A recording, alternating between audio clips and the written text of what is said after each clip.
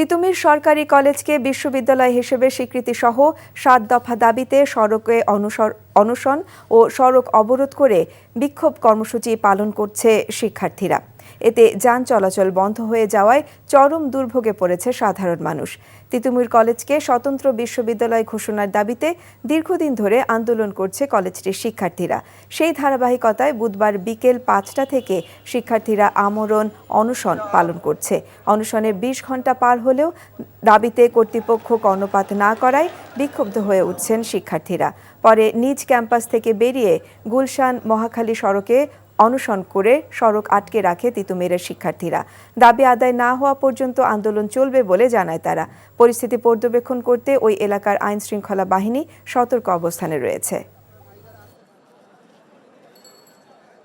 রান্নায় আমার ভালোবাসা Jamuna gas stove. Jamuna gas stove, আধুনিক, নিরাপদ ও দীর্ঘস্থায়ী। আমরা আমাদের বিশ্ববিদ্যালয়ের দাবি বা আমাদের নিজেদের স্বতন্ত্রতা বজায় রাখার দাবি, আমাদের নামের দাবি নিয়ে আমরা আজকে এখানে বসেছি। ওনারা বলেছি ভার্সিটি করে দিবে, তারপরে ওনারা কেন আমাদের 7 কলেজের সাথে যুক্ত করলো? এটাই হলো অর্থাৎ প্রশাসন দ্বিচারিতা করছে এখানে। আমরা যদি জনদুর্ভোগ না করি ওনারা সাড়া দেয় না, এই কারণে আমরা আজকে রাস্তায় নামতে বাধ্য হয়েছি। তিতুমিরকে স্বতন্ত্র বিশ্ববিদ্যালয় হিসেবে ঘোষণা করা। 6 কলেজ তাদের কেন্দ্রীয় বিশ্ববিদ্যালয়ের জন্য আন্দোলন করতেছেন এবং আমরা তাদের আন্দোলনকে সাধুবাদ জানাই।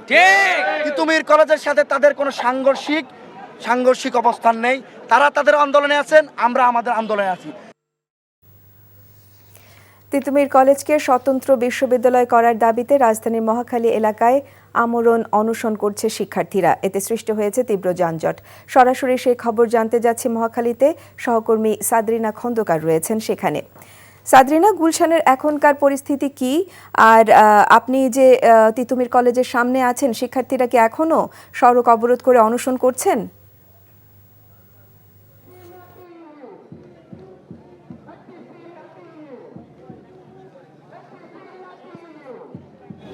আফসানা, আপনি জানেন যে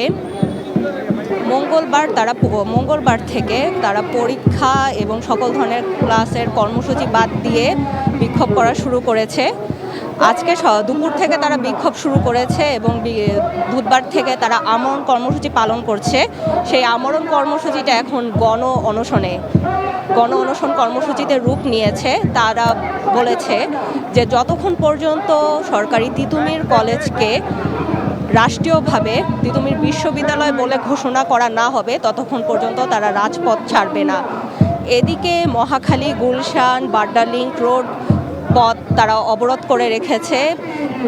মানুষজনের প্রচুর কষ্ট হচ্ছে, তারপরও তারা এখন পর্যন্ত গাড়ি অবরোধ করে রেখেছে। গাড়ি যেতে দিচ্ছে না, মানুষের চলাচলে চরম ভোগান্তি হচ্ছে। তারা জানিয়েছে শিক্ষা মন্ত্রণালয় থেকে একটি প্রতিনিধি দল তাদের সাথে কথা বলার জন্য আসার কথা রয়েছে, কিন্তু এখন পর্যন্ত প্রতিনিধি দলটি আসেনি।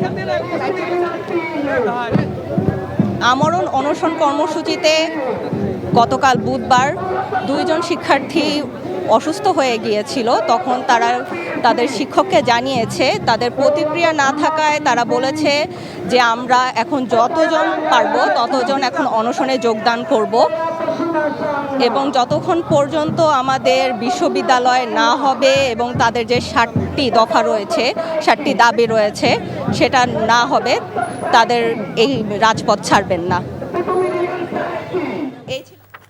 দর্শক, আমরা তিতুমির কলেজের সামনে থেকে আমাদের সহকর্মীর কথা শুনছিলাম অনশনের সর্বশেষ খবর।